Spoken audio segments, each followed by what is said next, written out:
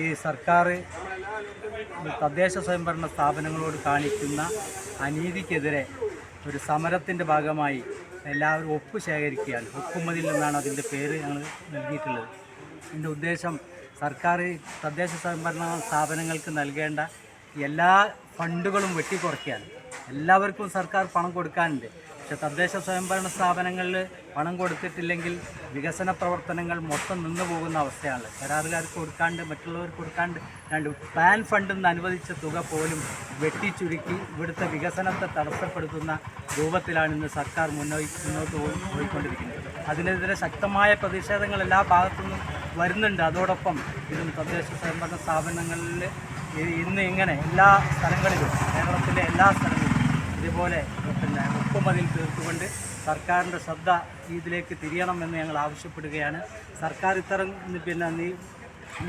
നടപടികൾ ഇനിയും തുടർന്നു പോവുകയാണെങ്കിൽ ഇതിന് ശക്തമായ പ്രക്ഷോഭങ്ങളുമായി വീണ്ടും ഞങ്ങൾ മുന്നോട്ട് പോകുമെന്ന് ഈ സന്ദർഭത്തിൽ സൂചിപ്പിക്കുകയും സർക്കാരിൻ്റെ ശ്രദ്ധയിൽപ്പെടുത്തുകയും ചെയ്യാണ്.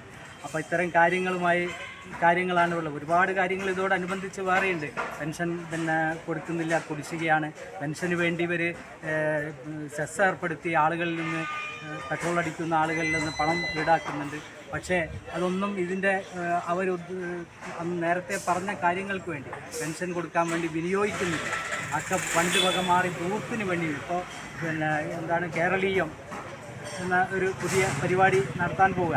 അതിനൊക്കെ കോടിക്കണക്കിന് രൂപ കോടിക്കണക്കിന് രൂപ അതിനൊക്കെ ചെലവഴിക്കാൻ വേണ്ടി സർക്കാർ പോവുക. അതേസമയത്ത് പാവപ്പെട്ട ആളുകളുടെ പെൻഷൻ കൊടുക്കുന്നില്ല, വികസന പ്രവർത്തനങ്ങൾക്ക് തടസ്സം നിൽക്കുന്നു.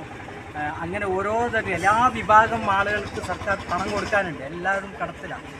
നേരത്തെ പറഞ്ഞ പോലെ ക്ഷേമ പെൻഷനുകൾ കൊടുക്കുന്നില്ല.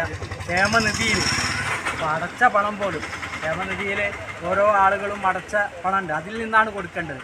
അത് 14 മാസത്തോളം ഇന്ന് ഡ്യൂ ആയിട്ട് കിടക്കുകയാണ്.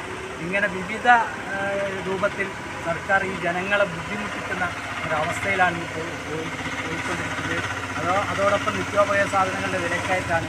അതിന് പരിഹാരം ഉണ്ടാക്കേണ്ടത് സപ്ലൈകോ മുഖേന സാധനങ്ങൾ വിതരണം ചെയ്തിട്ടാണ്.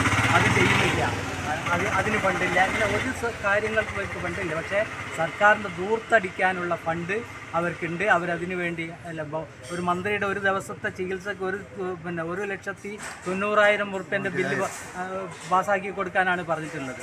ഒരു ദിവസത്തെ ചികിത്സക്ക് മന്ത്രിൻ്റെ അതിന് പണമുണ്ട്. ഇത്തരം കാര്യങ്ങൾക്ക് അവർക്ക് വേണ്ടി കാറ് മാറ്റാൻ പണമുണ്ട്, കണ്ണട വാങ്ങാൻ പണമുണ്ട്. ഇങ്ങനെ വിവിധ ആവശ്യങ്ങൾക്കൊക്കെ അവരുടെ ആവശ്യങ്ങൾക്ക് പണമുണ്ട്. പക്ഷേ സാധാരണക്കാരൻ്റെ ആവശ്യത്തിന് പണം ഇല്ലാത്തൊരവസ്ഥയിലാണ് സർക്കാർ മുന്നോട്ട് കൊണ്ടുപോയി